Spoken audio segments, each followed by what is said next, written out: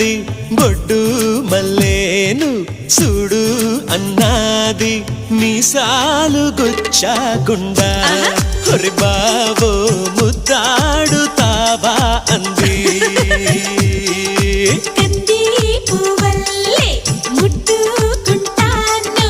కందిరీగల్లే కొట్టిపోతాను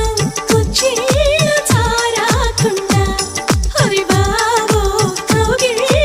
ఇవ్వు నువ్వు నీ నడుముకెంత పొగరబ్బా అది కదు